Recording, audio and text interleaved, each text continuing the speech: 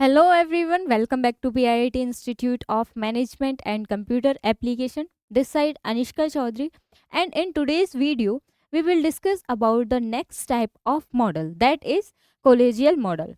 Last videos में हमने discuss किए थे मॉडल्स क्या होते हैं, टाइप्स ऑफ मॉडल्स क्या होते हैं और कितने टाइप्स के मॉडल्स होते हैं, और उनमें से कुछ मॉडल्स को डिस्कस किया था। आज की वीडियो में हम देखेंगे कॉलेजियल मॉडल क्या होता है, जिसमें से हमने ऑलरेडी ऑटोक्रेटिक को कर लिया है और कस्टर्डाइल को डिस्कस कर लिया है एंड सपोर्टिव मॉडल को डिस्कस किया है। ये जो है हमारा फोर्थ मॉडल है एंड इसके बाद में हमारा एक और लास्ट मॉडल बचेगा, दैट इज सिस्टम मॉडल। एक बार हम देखते हैं कौन कौन से मॉडल्स थे हमारे। 5 टाइप्स के थे, 5 टाइप्स। फर्स्ट आपका था ऑटोक्रेटिक, सेकंड आपका था कस्टोडियल, थर्ड आपका था सपोर्टिव, फोर्थ कॉलेजियल एंड लास्ट था सिस्टम।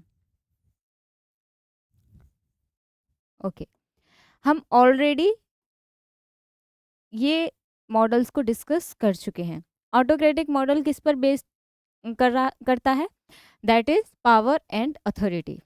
इसके अलावा कस्टोडियल मॉडल किस पर डिपेंड करता है, that is money. Supportive model किस पर डिपेंड करता है, दैट इज सपोर्ट, मतलब किसको सपोर्ट करना, एम्प्लॉयज़ को। ये सारी चीज़ें मॉडल जो है किसके लिए वर्क करते हैं, एम्प्लॉयज़ के लिए।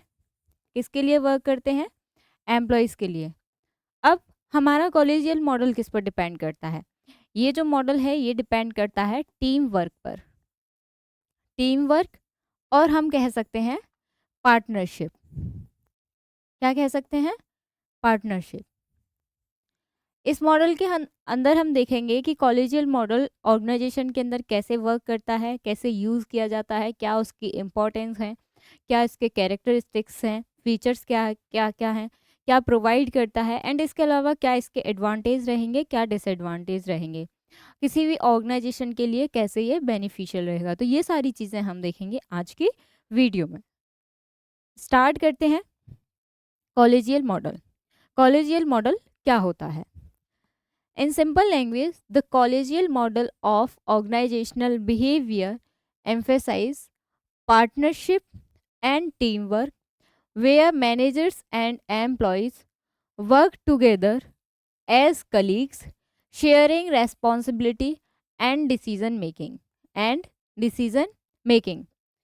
It fosters a collaborative environment with mutual respect and mutual understanding and open communication. This model is particularly effective in organization where teamwork and shared goals both are play important role together. मतलब कॉलेजियल model जो है किस तरीके से work करता है, organisation behaviour के अंदर जो कॉलेजियल मॉडल फॉलो किया जाता है तो उसके अंदर जो मैनेजर्स हैं या फिर ऑर्गेनाइजेशन है वो मोस्टली किस पर ध्यान देती है, पार्टनरशिप पर और team work. As a partnership में वर्क करती है या फिर टीम बना के वर्क करती है, मतलब सिंगली वर्क नहीं करती। जहाँ पर मैनेजर्स और एम्प्लॉयज़ मिलकर काम करते हैं, एक टीम बनाते हैं, जहाँ पर एम्प्लॉयज़ एक पार्टनर का रोल प्ले करते हैं। जिस मॉडल के अंदर जो एम्प्लॉयज़ हैं वो एक पार्टनर का रोल प्ले करते हैं, वो किसके अंदर आता है, आपका कॉलेजियल मॉडल के अंदर आता है। वेयर मैनेजर एंड एम्प्लॉयज़, जहाँ पर मैनेजर और एम्प्लॉयज़ हैं वो वर्क करते हैं टुगेदर एज अ कलीग। जैसे कलीग करते हैं, जैसे रिलेटिव्स करते हैं, फ्रेंड्स करते हैं, उसी तरीके से एक इन अ फॉर्मल वे में जहाँ पर मैनेजर और एम्प्लॉयज़ एक ऑर्गेनाइजेशन के अंदर रहकर कोलैबोरेट करके एक साथ काम करते हैं, वर्क को कंप्लीट करते हैं, टास्क को कंप्लीट करते हैं। उसके बाद में उसके अलावा और क्या करते हैं, रेस्पॉन्सिबिलिटीज़ को शेयर करते हैं, जो भी रेस्पॉन्सिबिलिटीज़ होती हैं गोल अचीव करने की, रिसोर्सेज प्रोवाइड करने की, टेक्नोलॉजी अपग्रेड करने की, ये सारी रेस्पॉन्सिबिलिटी को भी शेयर करते हैं। उसके अलावा डिसीजन मेकिंग में भी रोल प्ले करते हैं। किस में? डिसीजन मेकिंग में। जितना रोल प्ले एक मैनेजर करता है डिसीजन मेकिंग में, जितना उसकी इन्वॉल्वमेंट एक मीटिंग में मैनेजर का होता है, उतना ही सेम रोल जो है एम्प्लॉयज़ का रहता है। किसके अंदर? मीटिंग्स के अंदर, डिसीजन मेकिंग के अंदर। इसके अलावा ये कोलैबोरेटिव एनवायरनमेंट प्रोवाइड करता है। कोलैबोरेटिव मतलब जहाँ पर मिलकर काम किया जा सके, कोलैबोरेट करके किया जा सके, टुगेदर काम किया जा सके, मतलब एक साथ मिलकर काम किया जा सके, जिससे क्या होता है? म्यूचुअल रेस्पेक्ट, इसके अलावा म्यूचुअल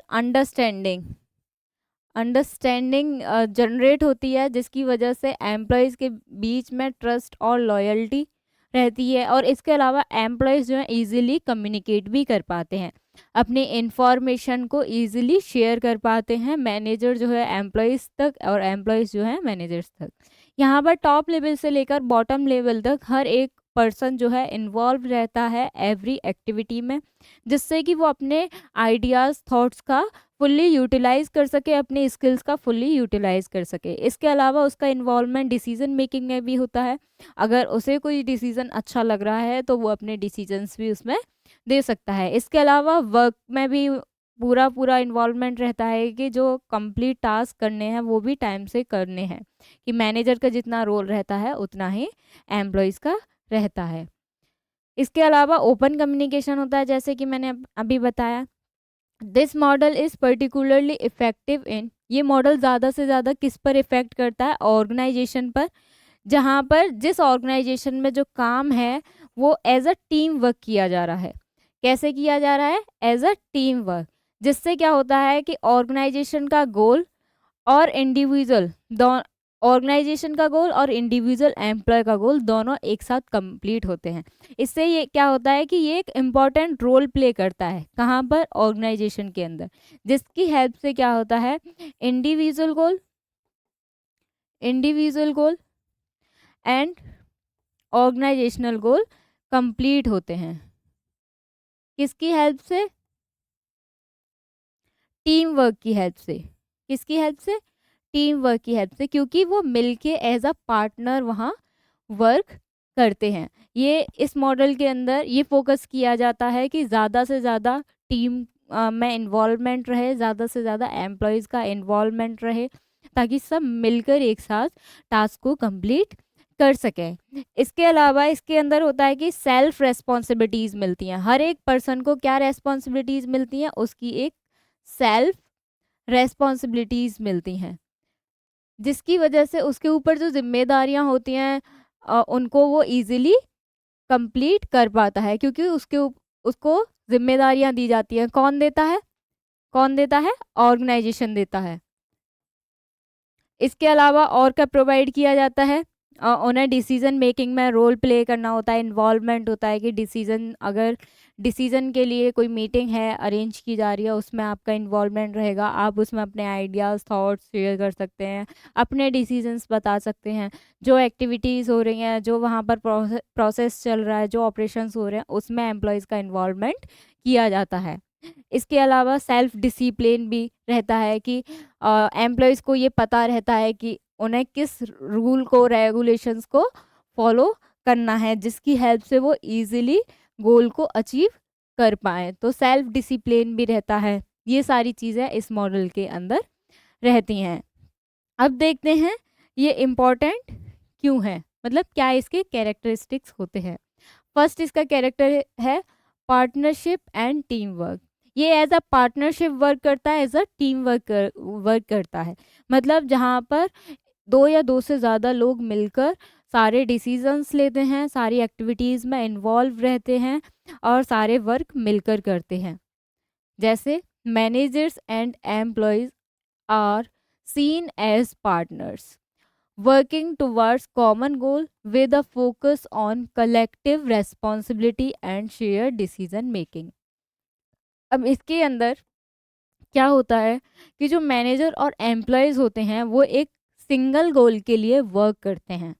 क्या करते हैं, एक सिंगल गोल के लिए, मतलब गोल सबका एक कॉमन होता है और वर्क उसके लिए सारे लोग उसी एक पर्टिकुलर कॉमन गोल के लिए वर्क करते हैं, अपने सारी एनर्जी को लगाते हैं। कौन कौन, मैनेजर एंड एम्प्लॉयज़।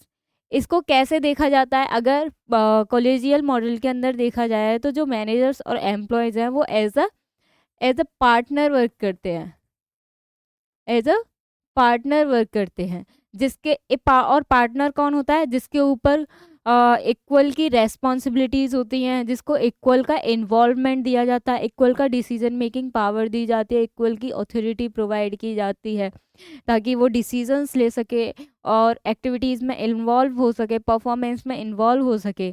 इससे और क्या होता है, ये काम किसके लिए करते हैं, एक कॉमन गोल के लिए करते हैं। कौन कौन, managers and employees. Main focus क्या होता है इनका, कलेक्टिव रेस्पॉन्सिबिलिटी, मतलब मिलकर रेस्पॉन्सिबिलिटीज़ को फॉलो करते हैं, जो जिम्मेदारियां हैं उन्हें कंप्लीट करते हैं। और decision making, share decision making पर भी दोनों मिलकर एज अ पार्टनर वर्क करते हैं। जिसको जो डिसीजन बेहतर लगता है वो उस ऑप्शन को सिलेक्ट करके उसको फॉलो करते हैं। और employees as well as managers दोनों ही अपने डिसीजंस मीटिंग्स में दे सकते हैं। इसके अलावा क्या रहता है characteristic, mutual trust and responsibility, मतलब एक म्यूचुअल अंडरस्टैंडिंग रहती है, एक रेस्पॉन्सिबिलिटी रहती है, एक रेस्पेक्ट रहती है, ट्रस्ट रहता है कि हाँ मतलब हम एज अ पार्टनर वर्क कर रहे हैं। तो हम जो एज अ एम्प्लॉय और मैनेजर उन लोगों के बीच में एक अंडरस्टैंडिंग बनेगी कि अगर मैनेजर ये डिसीजन ले रहा है तो उसके पीछे रीज़न क्या है, या फिर कोई एम्प्लॉय अपना डिसीजन बता रहा है तो उसके पीछे रीज़न क्या है और क्यों वो ज़्यादा बेहतर है डिसीजन वन से। देखते हैं अब इसके अंदर, the model emphasise creating a culture of trust and respect between all levels of the organisation. जो ये जो मॉडल है ये एक ऐसा तरीके का कल्चर क्रिएट करता है जहाँ पर एम्प्लॉयज़ और मैनेजर के बीच में ट्रस्ट क्रिएट होता है, ट्रस्ट बिल्डअप होता है, जिससे कि ऑर्गेनाइजेशन के अंदर जितने भी प्रॉब्लम्स हैं उनका सॉल्यूशन इजीली फाइंड आउट कर पाते हैं एम्प्लॉयज़ और मैनेजर्स मिलकर। इसके अलावा रेस्पेक्ट क्रिएट होती है, एक आइडेंटिफिकेशन मिलती है एम्प्लॉय को। उसके अलावा उनका इन्वॉल्वमेंट रहता है। तो ये क्या क्रिएट करता है, ये क्रिएट करता है आपका एक कल्चर, एक ऐसा एनवायरनमेंट जो कि ट्रस्टफुली हो और रेस्पेक्टफुली हो। किसके बीच में, ऑल लेवल, किसकी लेवल्स, ऑर्गेनाइजेशन की लेवल्स, उसके बीच में ट्रस्ट और रेस्पेक्ट का एनवायरनमेंट क्रिएट करता है जिससे कि एम्प्लॉयज़ को ये ट्रस्ट इश्यूज ना हो। इसके अलावा एम्प्लॉय एम्पावरमेंट, कैसे, employees are encourage to contribute their ideas and participate in decision making।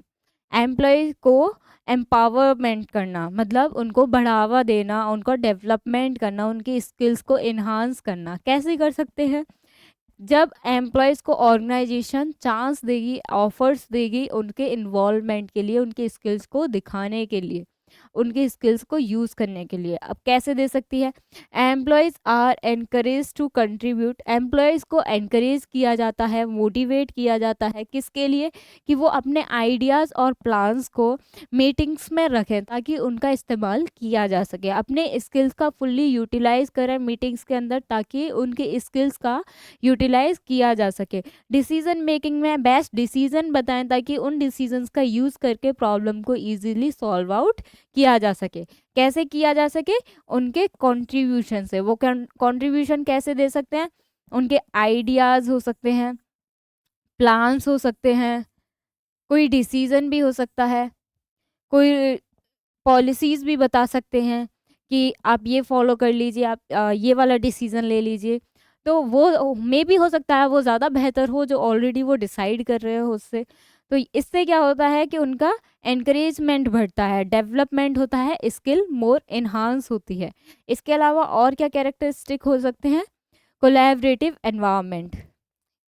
Collaborative environment का मतलब, the collegial model promotes open communication, shared information and a culture of teamwork and cooperation, एक इस तरीके का environment create करना जहाँ पर easily जो एम्प्लॉयज़ और मेंबर्स हैं, वहाँ के मैनेजर्स हैं, वो इजीली कोलैबोरेट करके वर्क कर सकें।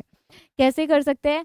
एक ऐसा एनवायरनमेंट प्रमोट करना, प्रोवाइड करना जहाँ पर इजीली क्या किया जा सके, कम्युनिकेशन की जा सके। ओपन कम्युनिकेशन मतलब फ्री कम्युनिकेशन की जा सके, फ्रीली कम्युनिकेट किया जा सके, इंफॉर्मेशन को शेयर किया जा सके, इंस्ट्रक्शन को बताया जा सके, प्रॉब्लम को इजीली शेयर किया जा सके। कम्युनिकेशन में एवरी टाइप ऑफ कम्युनिकेशन आ जाएगा। अगर कोई प्रॉब्लम है उसे इजीली अगर एम्प्लॉय जो है अपने मैनेजर से शेयर कर पाएगा तो उसका सॉल्यूशन भी अच्छा निकल पाएगा। इसलिए ये एक कोलैबोरेटिव की तरह एनवायरनमेंट क्रिएट करता है। इसके अलावा इंफॉर्मेशन को शेयर करना, किसी पर्टिकुलर डेटा की इंफॉर्मेशन, रिसोर्सेज से रिलेटेड इंफॉर्मेशन, प्रोडक्शन से रिलेटेड इंफॉर्मेशन, मार्केट से रिलेटेड इंफॉर्मेशन, किसी से भी रिलेटेड इंफॉर्मेशन को शेयर करना और एक ऐसा एनवायरनमेंट क्रिएट करना जहाँ पर एज अ टीम वर्क किया जा सके और कॉपरेशन की तरह से भी वर्क किया जा सके, मतलब मिलकर काम किया जा सके, जहाँ पर इजीली जो एम्प्लॉयज़ हैं फ्रीली वहाँ पर वर्क कर सकें, कम्युनिकेट कर सकें, अपने स्किल्स को इन्हांस कर सकें। इसके अलावा शेयर्ड रेस्पॉन्सिबिलिटी, कैसे? Employees are accountable for their work and contribute to the overall success of the organisation. Shared responsibility का मतलब है जिम्मेदारियाँ, मतलब रोल्स और रेस्पॉन्सिबिलिटी जो एम्प्लॉय को मिलेंगी, जो मैनेजर को मिली हैं, ऑब्वियसली वो ही एम्प्लॉय को मिलेंगी, क्योंकि यहाँ पर मिलकर काम किया जा रहा है, कोलैबोरेट करके काम वर्क किया जा रहा है। अगर एम्प्लॉय को उसकी जिम्मेदारियाँ मिली हैं, रेस्पॉन्सिबिलिटीज़ मिली हैं, तो उसके लिए अकाउंटेबल भी वही पर्सन होगा जिसको जो जिम्मेदारी मिली है। किसी एम्प्लॉय को रेस्पॉन्सिबिलिटी मिली है कि आपको इस मंथ के एंड में इतना टास्क कंप्लीट कराना है, ये आपकी जिम्मेदारी है कि आप कैसे कराते हैं। अगर इन केस वो टास्क कंप्लीट नहीं होता तो उसका जिम्मेदार कौन होगा? वो दैट एम्प्लॉय होगा, क्योंकि उसको वो रेस्पॉन्सिबिलिटी मिली थी और शेयर की गई थी रेस्पॉन्सिबिलिटी की। किसी पर्टिकुलर एम्प्लॉय की रेस्पॉन्सिबिलिटी टास्क के रिलेटेड हो सकती है, किसी पर्टिकुलर एम्प्लॉय की रेस्पॉन्सिबिलिटी में भी हो सकती है कि आपको ओवरऑल एनवायरनमेंट को देखना है कि सब ठीक चल रहा है या नहीं, आपको लीड करना है, आपको मोटिवेट करना है, आपको प्रमोशन पर वर्क करना है, आपको प्रोडक्शन डिपार्टमेंट में वर्क करना है। तो ये सारी चीज़ें अगर किसी भी प्रॉब्लम की वजह से या फिर किसी भी इस इशू की वजह से वो पर्टिकुलर रेस्पॉन्सिबिलिटी कंप्लीट नहीं होती है तो उसके लिए अकाउंटेबल कौन होगा? That employee. कौन होगा? वो एम्प्लॉय जिसको वो जिम्मेदारी दी गई है उसके काम के लिए, फॉर देयर वर्क। इसके अलावा contribute to the overall success of the organisation, और अगर सक्सेस होता है ऑर्गेनाइजेशन के अंदर, जो गोल्स एंड कंप्लीट होते हैं टाइम टू टाइम, उसका भी रेस्पॉन्सिबल, उसके भी अकाउंटेबल वो दैट एम्प्लॉय होगा। इसके अलावा ग्रेटर एम्प्लॉय कमिटमेंट, कैसे? Employees are more likely to be committed to the organisation goal when they feel valued and involvement. अगर कोई भी एम्प्लॉय अपने आप की वैल्यू फील कर रहा है, अपनी पर्टिकुलर आइडेंटिफिकेशन फील कर रहा है, ऑर्गेनाइजेशन के अंदर अपनी वैल्यू फील कर रहा है, अपनी रेस्पेक्ट फील कर रहा है, रेस्पेक्ट उसे मिल रही है, आइडेंटिफिकेशन मिल रही है, उसे आइडेंटिफिकेशन मिल रही है, लोग उसे जान रहे हैं कि ये पर्टिकुलर जो एम्प्लॉय है ये प्रोडक्शन डिपार्टमेंट से है और वहाँ पर एज अ दिस रेस्पॉन्सिबिलिटी पर, दिस रोल पर वर्क करता है। जब उसे फील होता है कि उसे एक वैल्यू मिल रही है, feel valued in the organisation, तो वो उसके लिए और ज़्यादा कमिटेड हो जाता है अपने गोल्स को अचीव करने के लिए। किसके लिए? ऑर्गेनाइजेशन के गोल्स को अचीव करने के लिए और ज़्यादा कमिटेड हो जाता है, मतलब और ज़्यादा अच्छी तरीके से उसके लिए वर्क करता है। क्यों करता है? क्योंकि उसे एक वैल्यू मिलती है और उसका इन्वॉल्वमेंट रहता है किसमें? डिसीजन मेकिंग प्रोसेस में। किसमें? डिसीजन मेकिंग प्रोसेस में। इसके अंदर एक और चीज़ होती है कि जो नीड्स है एम्प्लॉय की किस टाइप की नीड्स कंप्लीट होती हैं, क्योंकि इसमें एम्प्लॉय का काफ़ी इन्वॉल्वमेंट रहता है, तो मोस्टली जो नीड जो कंप्लीट होती है वो कौन सी होती है? सेल्फ एक्चुअलाइजेशन की नीड को कंप्लीट किया जाता है। सेल्फ एक्चुअलाइजेशन की नीड को कंप्लीट किया जाता है इस मॉडल के अंदर, क्योंकि उसका इन्वॉल्वमेंट रहता है, उसको एज अ पार्टनर वहाँ पर एज अ पार्टनर वो वहाँ पर वर्क करता है। इसके अलावा human resources organisation, human resources organisation, इसका क्या वर्क होता है? ये होता है कि जो ऑर्गेनाइजेशन होती है वो इस पर ज़्यादा फोकस करती है। किस पर ज़्यादा फोकस करती है? ह्यूमन रिसोर्स पर, मतलब जो एम्प्लॉयज़ हैं किसी भी ऑर्गेनाइजेशन के अंदर, उस पर ज़्यादा फोकस करती है कि वो किस तरीके से वर्क कर रहे हैं, किस तरीके से प्रोसेस कर रहे हैं, किस तरीके से एक्टिविटीज़ को, रोल्स और रेस्पॉन्सिबिलिटी को कंप्लीट कर रहे हैं। तो ज़्यादा मेनली किस चीज़ पर फोकस रहता है? Human resources organisation. अब इसके अलावा देखते हैं कि क्या क्या फैसिलिटीज़ प्रोवाइड करता है। जैसे decision making is shared among managers and employees, input from all levels is valued and considered. मतलब जो डिसीजन मेकिंग पावर है वो मैनेजर और एम्प्लॉयज़ दोनों के बीच में शेयर की जाती है। वो अपने अपने डिसीजंस मीटिंग्स में रख सकते हैं, उसमें इन्वॉल्व हो सकते हैं। उसके अलावा उनके जो मैनेजर्स और एम्प्लॉयज़ के जो डिसीजंस हैं उनको एक वैल्यू भी दी जाती है, और उन जो डिसीजंस निकल के आते हैं उन्हें कंसीडर्ड भी किया जाता है। मतलब जो ऑर्गेनाइजेशन है उनकी डिसीजंस की कदर भी करता है और उन्हें फॉलो भी करता है अगर उसे वो डिसीजंस ज़्यादा बेहतर लगते हैं।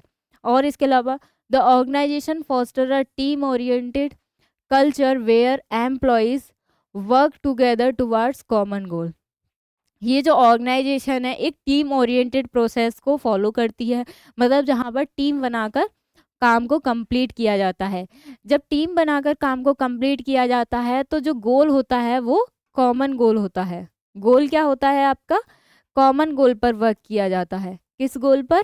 कॉमन गोल पर। एक ऐसा एनवायरनमेंट क्रिएट करना जहाँ पर एम्प्लॉयज़ और मैनेजर मिलकर एक कॉमन गोल पर वर्क करें। उसके अलावा employees and manager view each other as a partner. कैसे देखते हैं? ये बहुत इंपॉर्टेंट लाइन है कि जो मैनेजर और एम्प्लॉयज़ हैं वो अपने आप को एक पार्टनर की तरह देखते हैं। There is a mutual respect, mutual understanding होती है, म्यूचुअल रेस्पेक्ट होती है, रेस्पॉन्सिबिलिटीज़ आर शेयर्ड इक्वली, जहाँ पर रेस्पॉन्सिबिलिटी इक्वली शेयर की जाए। पार्टनरशिप क्या होता है? बेसिकली पार्टनरशिप वहाँ होता है जहाँ पर 1:1 रेशियो में चीज़ें शेयर होती हैं। फिर आपकी रेस्पॉन्सिबिलिटी हो गई, या आपके गोल हो गए, या आपका प्रॉफिट हो गया, फिर आपका इन्वॉल्वमेंट हो गया, कोई भी चीज़, या फिर एक्टिविटी हो गई, या डिसीजन मेकिंग पावर हो गई।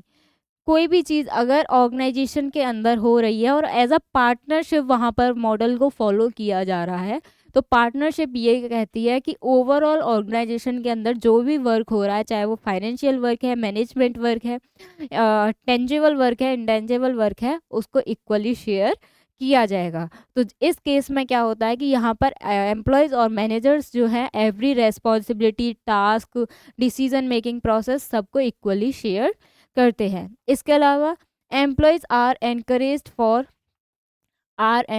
For taking initiative and coming up with innovative solution. Creativity is highly valued and supported, क्योंकि एम्प्लॉयज़ को एज अ पार्टनर यहाँ पर दिया जाता है कि एज अ पार्टनर वो वर्क कर सकते हैं। तो एम्प्लॉयज़ को ये भी रेस्पॉन्सिबिलिटी दी जाती है, ये भी एक अथॉरिटी दी जाती है कि वो इनिशिएटिव ले सकते हैं। कोई भी एक ऐसा इनिशिएटिव, अच्छा इनिशिएटिव ले सकते हैं और उसके साथ में वो ऑर्गेनाइजेशन में आ सकते हैं एक इनोवेटिव सॉल्यूशन के साथ में, किसी भी पर्टिकुलर प्रॉब्लम के लिए सॉल्यूशन ले सकते हैं, या फिर कोई भी न्यू जो प्रोजेक्ट बन रहा है उसके लिए वो नए नए इनोवेटिव प्लान लेकर ऑर्गेनाइजेशन में रख सकते हैं। और ऑर्गेनाइजेशन मेनली उन चीज़ों को क्या करती है? कंसीडर करती है, वैल्यू करती है और उनको फॉलो करने की कोशिश करती है। इस केस में क्या होता है कि क्रिएटिविटी जो है बहुत इम्पोर्टेंट रोल प्ले करती है। इस जो मॉडल के अंदर क्रिएटिविटी और इनोवेशन पर ज़्यादा फोकस किया गया है। क्यों किया गया है? क्योंकि इस केस में इस मॉडल के अंदर एम्प्लॉयज़ का ज़्यादा इन्वॉल्वमेंट है। एम्प्लॉयज़ का इक्वली इन्वॉल्वमेंट है एज वेल एज जितना कि मैनेजर्स का होता है। इसके बाद में देखते हैं कि इसके क्या एडवांटेज हो सकते हैं, क्या डिसएडवांटेज हो सकते हैं। जैसे कि अभी हमने देखा कि एम्प्लॉयज़ का एंगेजमेंट ज़्यादा होता है, इन्वॉल्वमेंट ज़्यादा होता है, तो ये एक तरीके से एडवांटेज का काम करता है। High employee engagement and commitment, employee का ज़्यादा एंगेजमेंट होना, इन्वॉल्वमेंट होना, उनकी कमिटमेंट को कंप्लीट करना, उन्होंने जो कमिटमेंट की है एम्प्लॉयज़ ने एंड मैनेजर्स ने मिलके उस कमिटमेंट को, टास्क को, कमिटमेंट को हम एक टास्क भी बोल सकते हैं कि उसको कंप्लीट करना, टास्क को कंप्लीट करना, और हाई इन्वॉल्वमेंट होना किस चीज़ के अंदर, एक्टिविटीज़ के अंदर। इसके अलावा sense of ownership and responsibility, एक ऐसा सेंस, एक ऐसा फील करना कि एज अ पार्टनर वो उन्हें अपने आप में लगे कि शायद वही एक ओनरशिप को मेंटेन करके चल रहे हैं, क्योंकि एज अ पार्टनर वो वहाँ वर्क कर रहे हैं, क्योंकि रेस्पॉन्सिबिलिटीज को उनके साथ में शेयर किया जा रहा है। तो कैसा सेंस आता है कि ओनरशिप का, because because of partnership, partnership की वजह से एम्प्लॉयज़ को, पार्टनरशिप की वजह से एम्प्लॉयज़ को ओनरशिप और रेस्पॉन्सिबिलिटी फैक्टर का सेंस आता है। इसके अलावा प्रमोट क्रिएटिविटी एंड इनोवेशन, जैसे कि मैंने अभी बताया, मेनली जो फोकस करते हैं क्रिएटिविटी और इनोवेशन पे करते हैं कि एम्प्लॉयज़ अपने आइडियाज़, थॉट्स, अपनी क्रिएटिविटी स्किल्स इनको दिखा सकते हैं, इन्हांस कर सकते हैं, इससे खुद का डेवलपमेंट कर सकते हैं, खुद की इनर ग्रोथ कर सकते हैं। इसके अलावा democratic and inclusive environment, democratic क्या होता है, डेमोक्रेटिक एक ऐसी लीडरशिप स्टाइल होती है जहां पर एम्प्लॉयज़ को लेकर मैनेजर जो है एम्प्लॉयज़ के साथ मिलकर वर्क को कंप्लीट करता है। क्या करता है, वर्क कंप्लीट, कौन कौन करता है, मैनेजर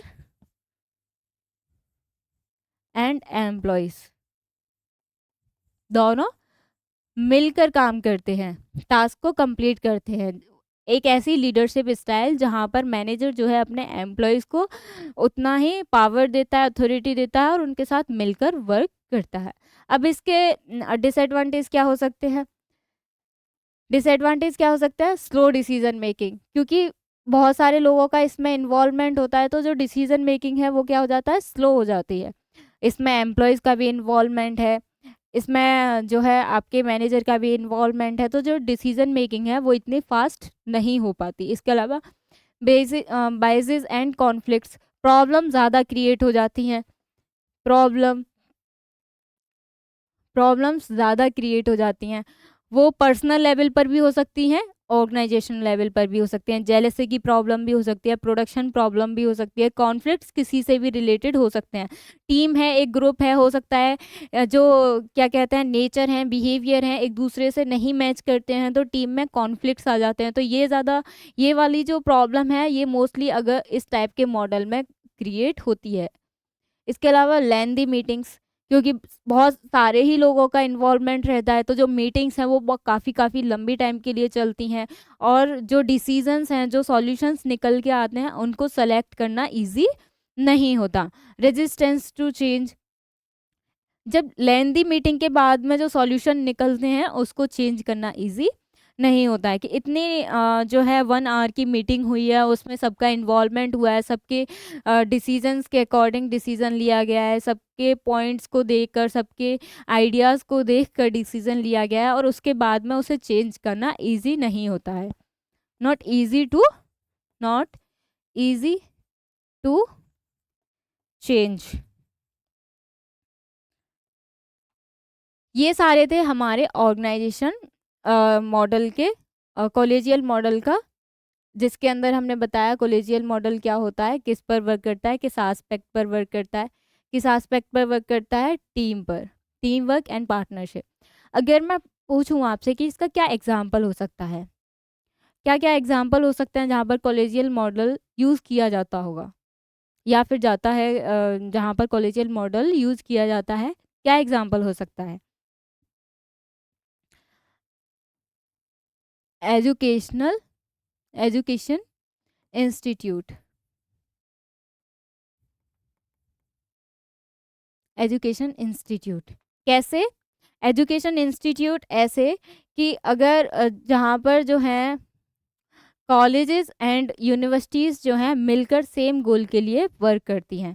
कॉलेजेस एंड यूनिवर्सिटीज़ मिलकर जहाँ पर सेम वर्क के लिए क्या कहता है सेम जो गोल है उसके लिए वर्क करती हैं। लाइक कॉलेज है, सिम एक कॉलेज है, उसके अंदर जो स्टूडेंट्स हैं उनके स्टूडेंट्स के लिए गोल को सेट किया जाता है। गोल को किसके लिए सेट किया जाता है? स्टूडेंट्स के लिए। और मिलकर कौन काम करता है? आपके टीचर हो गए, टीचर हो गए, टीचर, स्टाफ हो गया एंड मैनेजर्स हो गए। ये सब मिलकर एक पर्टिकुलर गोल के लिए काम करते हैं। वो कौन सा गोल होता है? स्टूडेंट्स के लिए एक अच्छी एजुकेशन प्रोवाइड करना, उनको सारी फैसिलिटीज़ प्रोवाइड करना। इनका काम भी यही है, टीचर का, स्टाफ का काम भी यही है, मैनेजर का काम भी यही है। तो इसका एक क्या एग्जांपल हो सकता है? एजुकेशनल इंस्टीट्यूट्स हो गए आपके, ह्यूमन रिसोर्स ऑर्गेनाइजेशंस हो गए आपके। ये सारे इसके एडवांटेज हैं। आज की वीडियो में हमने क्या क्या देखा? कॉलेजियल मॉडल क्या होता है, उसके कैरेक्टरिस्टिक्स क्या होते हैं, पार्टनरशिप एंड टीम वर्क में वर्क करता है, म्यूचुअल ट्रस्ट एंड रेस्पेक्ट होती है, एम्प्लॉय एम्पावरमेंट होती है, इसके अलावा कोलैबोरेटिव एनवायरनमेंट रहता है, रेस्पॉन्सिबिलिटी को शेयर किया जाता है, एम्प्लॉय कमिटमेंट ज़्यादा होता है क्योंकि उन्हें वैल्यूएबल फील होता है। क्या क्या प्रोवाइड करता है? डिसीजन मेकिंग रेस्पॉन्सिबिलिटी प्रोवाइड की जाती हैं, कॉमन गोल के लिए वर्क करते हैं, एक दूसरे को एज अ पार्टनर देखते हैं जिससे कि रेस्पॉन्सिबिलिटीज़ जो हैं वो शेयर की जाती हैं, इक्वलिटी प्रोवाइड की जाती है, क्रिएटिविटी को ज़्यादा इन्हांस किया जाता है, ज़्यादा फोकस किया जाता है। इसके अलावा हमने क्या देखा था? एडवांटेज एंड डिसएडवांटेज, जिसमें मेनली सबसे ज़्यादा फोकस किस चीज़ पर किया जाता है? क्रिएटिविटी एंड इनोवेशन, क्योंकि इनका हाईली इन्वॉल्वमेंट रहता है कमिटमेंट टास्क को कंप्लीट करना बिकॉज ऑफ देयर पार्टनरशिप। और उसके अलावा जो वर्क कंप्लीट होता है किसकी हेल्प से होता है? मैनेजर और एम्प्लॉयज़ मिलकर वर्क को कंप्लीट करते हैं। हमने देखा था डिसएडवांटेज में डिसीजन मेकिंग स्लो होता है, कॉन्फ्लिक्ट्स रहते हैं, मीटिंग लेंदी चल जाती हैं, रेजिस्टेंस टू चेंज करना पॉसिबल नहीं होता। ये सारी चीज़ें देखी हमने आज की वीडियो में। नेक्स्ट वीडियो में हम देखेंगे सिस्टम मॉडल क्या होता है। आज के लिए thank you so much. We will meet you in next video. Thank you, bye bye.